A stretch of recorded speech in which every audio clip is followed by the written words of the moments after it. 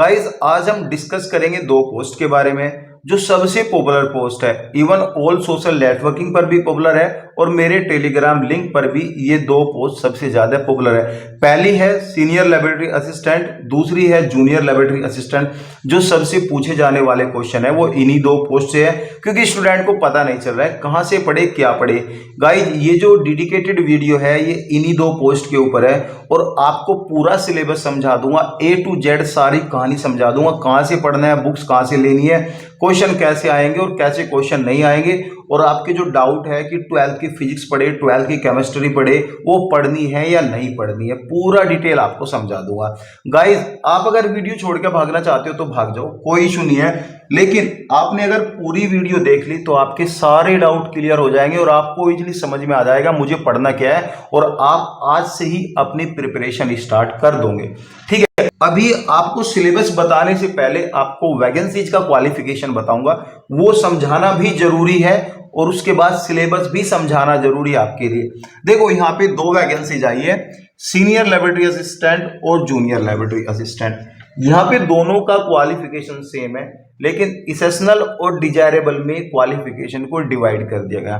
देखो क्वालिफिकेशन में लिखा है 12th क्लास साइंस से होनी चाहिए, ठीक है, स्पेसिफिक चीज तो बिल्कुल भी नहीं दी कि पीसीबी से होना चाहिए या पीसीएम से होना चाहिए, मैथ होना चाहिए या बायोलॉजी होनी चाहिए, लेकिन इनके सिलेबस में मैथ भी डाल दिया और बायोलॉजी डाल दिया। अगर हमको 12th की सारी बुक पढ़नी ही होती तो बायोलॉजी जिसने पढ़ी है वो मैथ कैसे पढ़ लेगा भाई, अगर मैथ जिसने पढ़ा है तो बायोलॉजी कैसे पढ़ लेगा भाई। इन लोगों ने सिलेबस दिया वो भी समझाऊंगा, ठीक है। यहाँ पे लिखा है इसेंशियल एंड डिजायरेबल।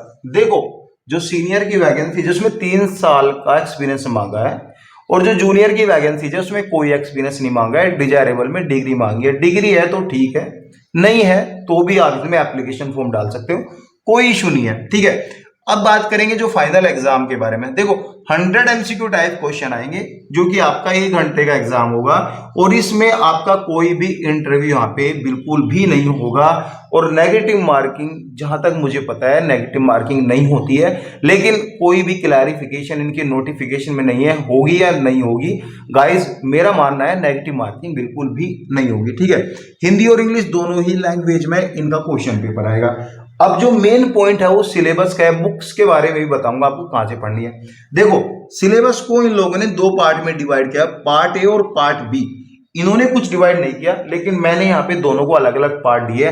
जो पहला पार्ट है वो आपका साइंस से रिलेटेड, यानी यहाँ पे 12th क्लास से रिलेटेड यहाँ पे होगा, और गाइस जो दूसरा पार्ट है वो यहाँ पे जनरल सिलेबस है जो सभी कॉम्पिटिटिव एग्जाम में आता है, ठीक है। हम बात करेंगे पहले पार्ट ए के बारे में। देखो इन्होंने लिखा सीबीएसई 12th की फिजिक्स, केमिस्ट्री, मैथ और बायो ये सब पढ़नी है, एटलीस्ट इसके 50 या 60 क्वेश्चन आएंगे। अरे भाई 50 और 60% पे तो आईआईटी का एग्जाम का सिलेक्शन होता है, एनडीए पास हो जाता अगर सबका, अगर उन्होंने फिजिक्स केमिस्ट्री मैथमेटिक्स पढ़ ली होती। भाई जब यही पढ़ना है तो सीपीसीबी में क्यों जाना है भाई, आया समझ में।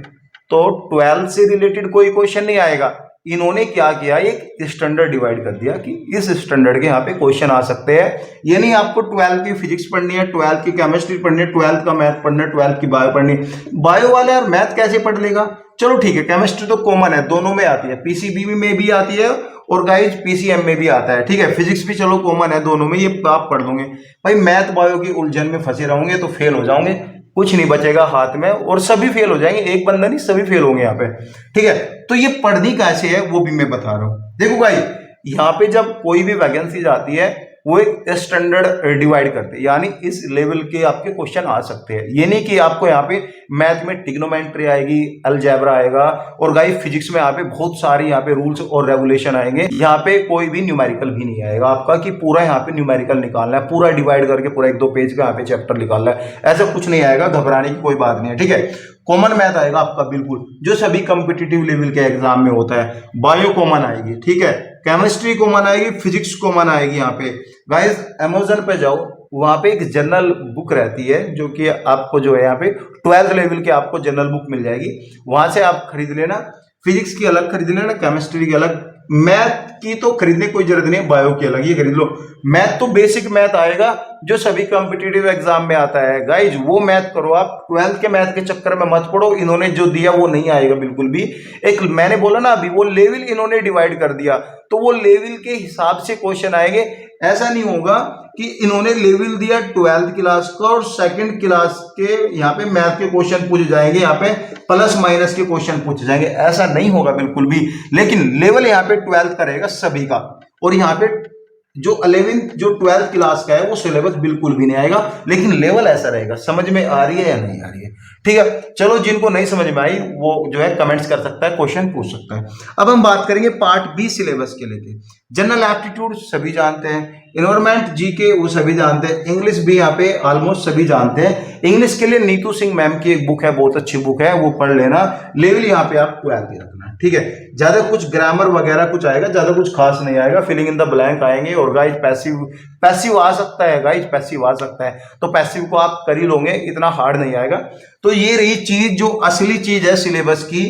अगर आपने 12th की फिजिक्स पढ़नी स्टार्ट कर दी तो आप जो है एनडीए और आईआईटी पास कर सकते हो, ठीक है। वो नहीं पढ़ना है आपको, ठीक है। क्लियर हुई ये बातें गाइस? फिर भी डाउट लगता है तो कमेंट्स कर